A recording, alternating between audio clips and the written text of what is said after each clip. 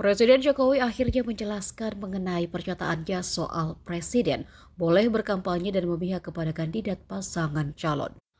Menurut Jokowi, pernyataannya tersebut untuk menjawab pertanyaan dari wartawan mengenai apakah boleh kepala negara berkampanye. Menjawab pertanyaan tersebut, Jokowi mengatakan bahwa secara aturan, menteri bahkan presiden diperbolehkan berkampanye. Dalam tayangan yang diunggah YouTube Sekretariat Presiden, Jokowi sampai membawa kertas dan menunjukkan pasal juga undang-undang tentang aturan yang memperbolehkan presiden berkampanye, yakni pasal 299 Undang-Undang Nomor 7 Tahun 2017.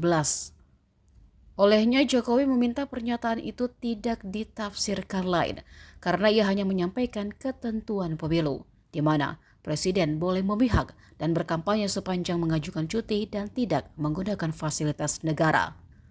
Lalu pasal 281 bahwa kampanye dan pemilu yang mengikut sertakan presiden dan wakil presiden harus memenuhi ketentuan. Tidak menggunakan fasilitas dalam jabatan, kecuali fasilitas pengamanan dan menjalani cuti di luar tanggungan negara.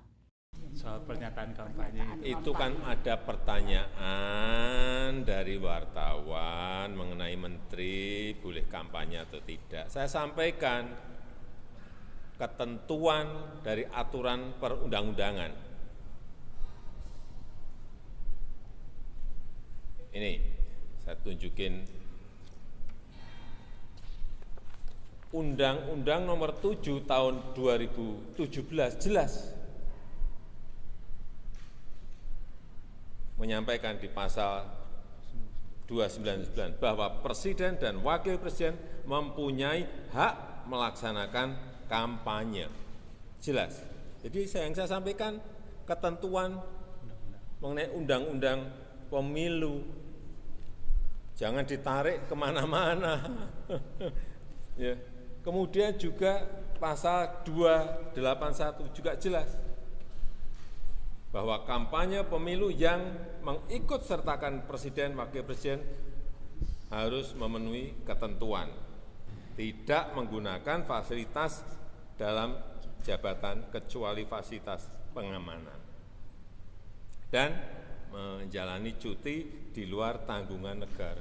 Udah jelas semuanya kok. Sekali lagi, jangan ditarik kemana-mana,